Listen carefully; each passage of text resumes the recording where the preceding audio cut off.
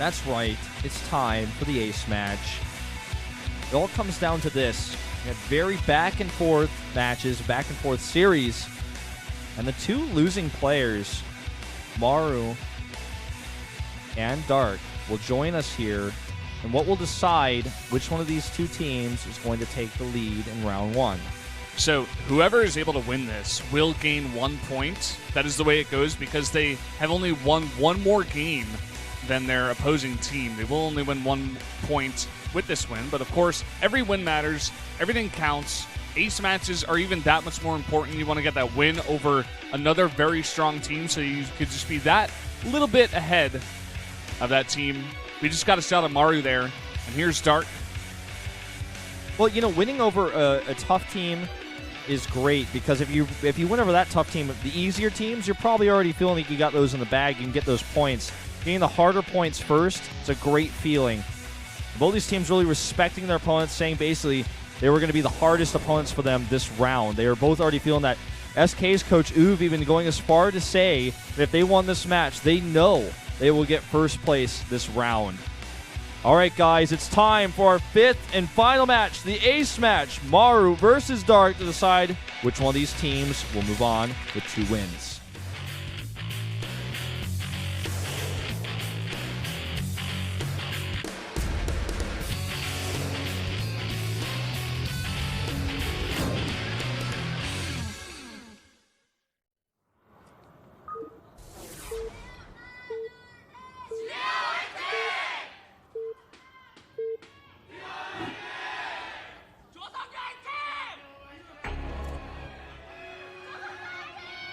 Up here in the top left in the red, the turn player from Junior Green Wings, it is Maru. Would not be surprised to see a proxy to this guy on this map. And his opponent down to the bottom right, probably wouldn't be surprised either. It's Dark for SKT. Yeah, it's funny you mentioned that, you know, because that can really get into the head of Dark. You know, maybe he doesn't want to put down that hats first. Maybe he wants to send out that scout. Stuff like this, stuff that can take away from his economy. By the way, that guy with a sign said he traveled for 2 hours to get here to watch Pro League today. And so he's really happy. Of course, it's gone all the way to the ace match. What a great treat to come so far to watch a match like this. And, all right, let's see. So far, Maru keeping it real. You know, Maru does love to proxy in high-pressure situations. He does not get nervous, does not break down under the pressure. And sometimes his opponents do. He loves proxying on this map. I probably couldn't count on 2 hands how many times I've broadcast myself him proxying on this map, but he's keeping it standard. In fact, looks like he is going to go CC first. I saw those minerals shoot down at 12. I saw him queuing those SUVs in my mind, and we are going to see CC first. Does he put it on the low ground here? And like I was saying before, does it get into Dark's head? Does he put down that pool? He does. He puts it down. This is going to get him so far behind with the CC coming out first. An absolutely great assessment, Valdez, because this is what you have to do sometimes against a player. This is mind games to the next level. Maru knows how known he is for proxying on this map, and then he does a CC first against a spawning pool first build. So Dark gets incredibly far behind because of this. That he does. Even with the CC on the low ground, going to add that little extra thing here. Okay, so they're saying that, of course, Faker and Kanata look alike. I feel like they don't look as alike as people say, but they do, to a certain extent, look alike. A little bit. You know, when you had those 2 side views right next to each other, I saw it. I saw the resemblance. I wouldn't say they look exactly alike or anything like that, but you can see it. I'll give them that. Yeah. Definitely somewhat of a resemblance, and this sort of thing in Korea, when you have someone who's told they have a resemblance to someone, usually gets taken to the next level. Everyone just starts to roll with it, even if they don't think so, just to tease Kanata, for example, in this case. But that was actually put up on both screens on the top of our main screen as well, so everyone in the crowd got a kick out of that. For those of you guys who don't know who Faker is, he's perhaps one of the most famous League of Legends players of all time, from Korea, a mid laner for SKT, and super, super famous. Now, these Lings might be able to get something done here because of the pool first. That's one thing you get, actually, when you go pool first to get to CC first. If you make these 4 Lings, might be able to force some SCVs to run around the CC here. In fact, gets 1 kill already. If he gets this bunker, this could be a very annoying problem for Maru to deal with. Yeah, just an annoyance. I mean, it's going to take away some of the mining you get here at this natural. Of course, you cancel that bunker. It's just a bit annoying. That's, I think, the biggest part of it that you did say before. But again, he still has the CC. He didn't really take much damage. I think he may have lost 1 SCV. Yeah, just 1. The one that was making the bunker. And Dark, of course, he's not going to commit to any kind of all-in once he sees this. He's going to see it and actually be sad and go home with his tail between his legs and say, okay, I'm playing a bit from behind here. Well, part of the reason why this is such a cool spot for Maru is instead of doing the double barracks follow-up that we often see after CC first for safety, for marine production, he actually goes into gas. And that's part of the reason why he didn't have that many units there and had to sit up at the top of the ramp and even pull his SCVs out for a second. But what he has now is very quick Hellions and also a fast starport, perhaps for Banshees. This is something that Dark is going to have to respond to, and very smartly, he got a very fast link speed that's going to make his defense all the easier. That it will. Do you see that drone? I know in this kind of view where you're seeing the personal screens, quote unquote, you can't really see everything that's going on here, but he does send that drone down to the 3rd base, so he will take that at this timing here in about 6 minutes. Yep. Just notice the precision and speed at which Maru is actually able to switch his add-ons here. Doesn't even look at that for more than a 1/5 of a second. Yeah, pretty insane. Well, we do have a Baneling Nest on the way here. I feel like it's just a bit of a defensive one. He knows that some kind of push can definitely be a follow-up to a CC first, and that's exactly what we're getting out of Maru here. We already have the Hellions out on the map. No armory just yet. He's even making a 3rd CC and going into Banshees with Cloak, so maybe the Baneling's not going to do too much, actually. It's a tempo build. It's an aggressive attack that will potentially force a lot of units while he's got his own economy ahead at home. Now he's going to try to sneak by into the natural. Ling speed being done helps out a little bit, but let's see how many drones he can kill, because those Lings were small in number at first, and a few drones already going down for them. Good micro, though. Good reactions here by Dark, not panicking under this intense Hellion pressure. Yep. This time, this was the same kind of annoying Hellion run-by that he had in that game against Cure, but this time he held it off much better. He had the speed.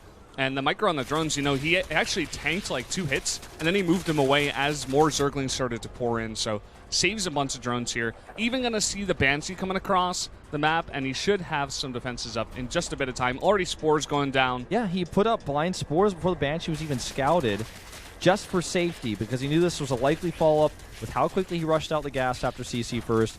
Cloak is done. There's already a Spore and a Queen ready. Should be enough detection. The lair is about 80% done as well, so we'll have some Overseers out in just a moment. So Maru not getting the damage done here that he would like to.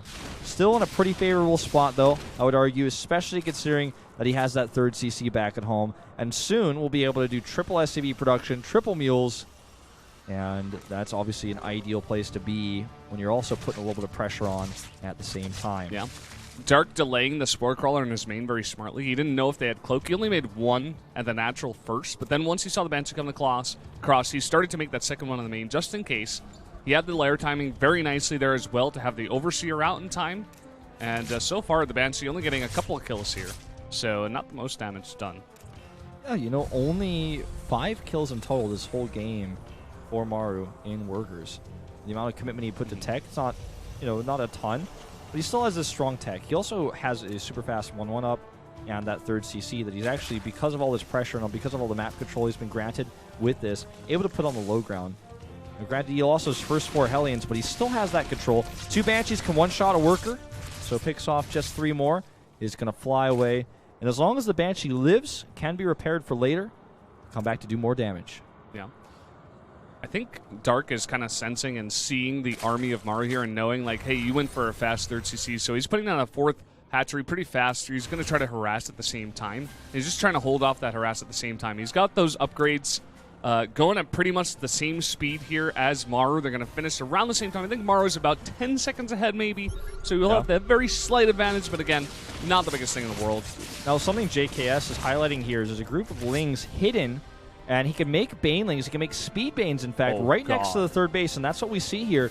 And Maru so far hasn't scouted this. He set up a wall and I believe a bunker at that third base as well. Well, that's not going to be enough, especially considering all of his units are away. There's not even a single unit in that bunker. But keep in mind as well, that's a lot of banelings missing at home for the defense. With a low baneling count like this, Banshees become all the stronger in targeting them down. Forcing a cancel already gets a second Banshee, or excuse me, second baneling. And Hellbat's over here on the side to do some extra damage. Widowmine not burrowed there on the left, and the other Widowmine at the top didn't get the most. Here come the banelings trying to just take out a lot of this army, but at the same time just rolling in, not even going for the army. He's going for the SCVs. 9 going down already. I'm chasing after those SCVs. They're running away into the main, but I'm not sure. There's just so many banelings. Well, the drop, the attack got cleaned up. This is going to be a great amount of hits here. Add-ons taking some serious damage as well, and more SCVs are being pulled away here from Ling harassment. Widowmine's not burrowed over here as well, so not able to be useful. 37 SCVs just went down. I can't even believe it. That's an unbelievable amount of damage. He's not mining from his third base anymore. And just with that one hidden tempo play, just rolling right into the natural there, he's able to get 37 SCVs. He's got a ton of links here, even walking some queens across the map. That's how confident he is right now. And with that attack, you know, he got Maru flustered. He got Maru focused on defending his natural, and instead of the attack, had Maru been 100% focused on the attack, didn't have to worry about that, he could have gotten more out of it. He could have microed it better. He could have, you know, make sure that those units got the most efficiency they could have. So instead of that, though, he was panicked, looking at his home base, and his attack got shut down too. So it was lose-lose. The only player who wins here is Dark. And now he's got a fourth base up and running. His creep has connected all of his bases and is now moving down the left and right sides of the map. We saw, actually, Dark trying to set up something like this against Cure. He had those Lings in position to go into banelings, but they got scouted, and he wasn't able to do quite enough damage. I feel like just little tactics like this and just the solid play we see out of Dark is why they keep putting him out here against Terrans over and over and over again. This guy is becoming a huge CVT player. Maru's not out of this yet, though. And, you know, what's scary about his situation, beyond the economy situation, is also that his upgrades are behind. And look at this. No answer, no reaction. Those mules are exposed! And not only does he get the mules, but several SCVs as well. 4 of them. A big attack coming in here now. If Dark holds this, he's going to have such an advantage in this game. It's going to be tough to lose. Maru splits at the last second here. Widowmine hits not used here, so he's still got those available for the next attack.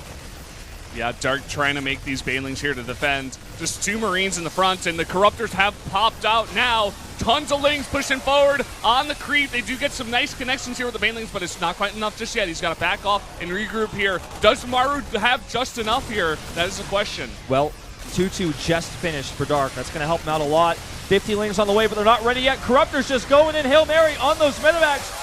Not the best splitting we've ever seen from Maru. Those baneling connections were insane.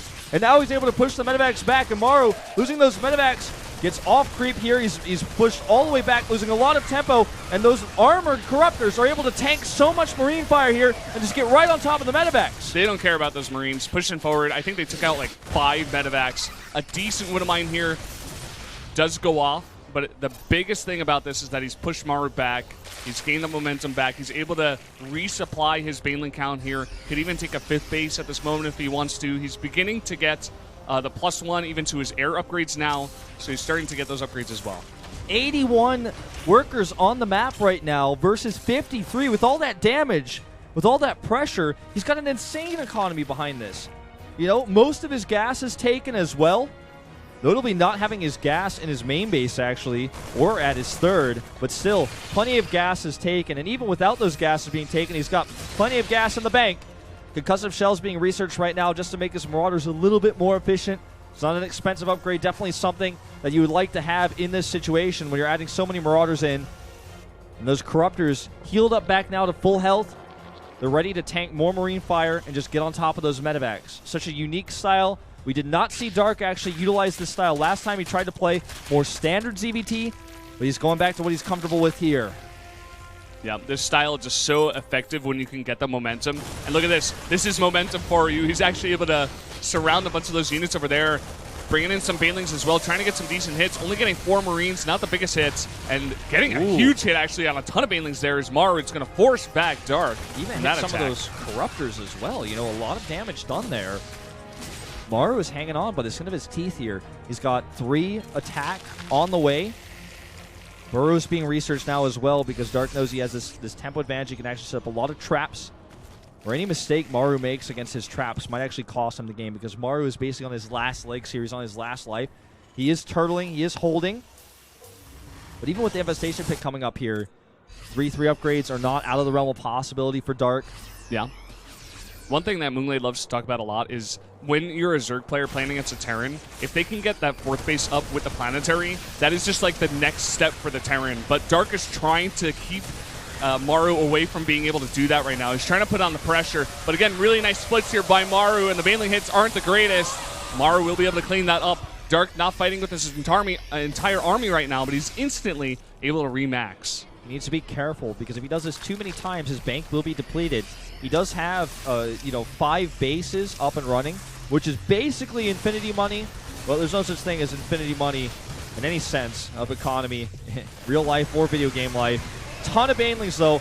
Maru just needs to continue to be efficient here, continue to turtle, and maybe he can actually bring it back. But here comes the Zerg army, that huge swarm, running into a concave, but he has so much. And again, Corruptors just target down the medevacs. They've got so much tankiness. Oh, man, and the follow-up of banelings coming down from that low ground here. This is this momentum of Dark. Even though he's not training the most efficiently, he's able to take the fight here. There's no Planetary coming down here, I can tell you that. And the Corruptors, man, with their anti-air damage, might even be able to kill this CC. It's getting pretty low. And if he loses the CC, he's lost that position. It's getting very, very low here. He's got no SCVs nearby for the repair. The CC does land, but Lings are here to finish it off. And Maru may just be down for the count. He's down to 97 supply. And the Corruptors continue to come in here, almost pick off a medevac, decides to run around instead because that's a pretty tight spot to engage. +3 is about to finish here for Maru. He's holding on by a thread, but he is holding on. Yep. That's that thread that so many Terrans love to hold on to. But again, he lost that CC. Shot. Incredible. That's, just one more small step and trying to claw back into this game. Ultralisk Cavern, 3-3 Adrenal Glands. That high tech, that extra step here. And at this point, Maru is just forced to move one of his orbitals towards that 4th base. He needs the mining. He needs to just hold that position in the middle of the map. Sejong Station is good for this. He's already got like a ton of SCVs, even oversaturating that mid base. He has to get that mining down. Look at the gas right now. It's totally ahead of the minerals. But this position is so important, like you said, to hold with a Planetary. And having to use one of his orbitals means not only does he, have to move this and take a lot of extra time to get it over there, but it's not going to be a defensible position. It's not a fortress. It's a high ground area where he doesn't have that extra DPS. He doesn't have that extra armor. Army who would very much likely enjoy to have here. Now, this little small group of Zerglings to the left side of his natural is going to come over here and break down this debris, which is going to open up another counterattack path. Maru's already spread pretty thin here. Would love to avoid having to deal with this. Might even want to set up a bunker over there just to make sure this doesn't get broken down. Yep. Dark in a huge commanding lead right now. Maru trying to poke on creep, trying to find whatever damage he can, but at the end of the day, he just has to go back and defend that mid position. At the same time, Dark, he's getting all the upgrades you were talking about. He's getting the Ultralisk. He's getting a Greater Spire now. Could go into Broodlords. I mean, he's running away with this game, man. Well, in today's meta, if you see a Greater Spire on the production tab, you know the Zerg is ahead. He's got control of the game. And here comes another huge Zerg engagement. Oh, decides to pull back instead. Eats quite a few kills there on that Widowmine. 11 in total. Already starting to get those Ultras in, and he's going to start the engagement now. Finds a big group of bio. Widowmines do get baited out here. Just not confident enough to engage. And Maru has maxed out. I think he wants to wait for the big engagement to have 3-3 and that chitinous plating for his Ultralisk. Dark's waiting for those upgrades. Could even wait for Broodlords if he wants. I mean, he's saving up. He's banking up, man. You can see it on that production tab. JKS is showing that to us at the same time. Dark will be able to clean this up. It looks like he's going to have to send more units over there, actually, to clean that one up. And at the same time, Maru just doing what he does best, trying to take efficient trades in the middle of the map. make that bio work for him. No, he's just trying to kite with a small Marauder force that can accomplish so much, but every single Marauder he loses becomes very expensive to replace. I mean, he's even scanning right now because he's desperate. He wants to know if this base is taken, but you know, the thing about every scan that he uses, it costs him money, and he just doesn't have money to spare. Those queens actually get crushed there by those rocks, but Maru has to lift yet another base because all of his bases are mined out. He's sending his third base to take a fifth to the right side. Desperate times call for desperate measures, man, and once he sees those Broodlords, he is not going to be happy. Dark has reached the highest level of tech that a Zerg can reach, and Maru's going for the attack right now. He's trying to catch up those Broodlords, but here we go. Dark rolling in. Tons of Lings in the front for the tank. The Broodlings on the ground as well. Yep, Broodlings going to absorb some of those Widowmine shots, perhaps. That's why Maru tries to keep them unburrowed as long as possible here. And look at that. Picks off another one of those Widowmines. He's trying to get in here on top of this army. Good burrow there. But it, again, hits mostly Broodlings. These Ultras are getting very low. You're just going to have to strategically move back here, wait for the next wave of Broodlings, and Maru is all but spent here. GG! Dark has done it, man. CVT Sniper. This guy is so good. The crowd is chanting for him right now. He is the winner. He has won the match here for SK Telecom T1. A very well-fought match using his trademark Corruptor style. Yeah, looking really good. It makes me wonder if he had tried to use that style earlier in his first match, the match that he lost, would things have turned out differently? Would we have even maybe escaped that ace match here? Or rather, would SKT have escaped? Because I thought that was awesome. I don't want to escape, man, any ace matches. Well, Dark is our victor here, and as such, the MVP will probably be seeing a video of perhaps that replay with Kanata, as is the way of things here in Pro League. Jin Air, you know, taking a very tough loss today. Maru losing both of his TVZ matches. And a lot of people were saying this was going to be Jin Air's round. They were going to take first place. A lot of people favoring Jin Air in this matchup just because our lineup looked stronger, looked more consistent these days. But Maru, he failed his team today. The Dark really put on the heat in that last match. Yep, able to take down Maru, the ace player of Jin Air. SKT did say before the match, their coach Uve did say, if they were able to take this one, they would come out in first. They believe that Jin Air was the best, but they are able to take the win. Here are the results. Gear takes down Dark in the first match. Sue and Innovation take down Maru and SOS, respectively, the two aces of Jin Air. And then Rogue takes down Classic, and Dark comes out once again to kill Maru. Really have to give it to Rogue, by the way. Honorable mention for that hold on Deadwind. Sick match. Absolutely incredible. I would highly recommend, actually, games 1, 4, and 5. Those are my top 3 picks. I like those games the most. But definitely Innovation versus SOS. Not a bad game either. Maru versus Sue ended up being a bit of a strange one. All of the games today were pretty good, to be honest. The more I think back, no boring games, no typical games. Every game had its own magical charm to it. Yeah, I guess you could say that. That's definitely true. Even Innovation versus SOS, Innovation proxied. You know, it's been a pretty crazy day. A lot of snipe strats, a lot of wonky builds, keeping things unusual, keeping them different. Really enjoyed today's matches. So we'll find out in just a moment whether we're going to go straight into the interview or if we're going to take a look at our standings here. Yeah, maybe still deciding who the MVP is here. It may be Dark, because he did win in that ace match. All right, so we are going to be jumping into that interview. It looks like it's just being prepared right now. And, you know, I love to hear what Kanata has to say in these interviews, by the way. If we're going to have that same style of interview, which I believe we are, where he actually is able to, you know, get the replay up and have the pro gamer talk about specific moments in the game, I think that's what everybody really likes to see. At this high level of play, a player like Kanata himself,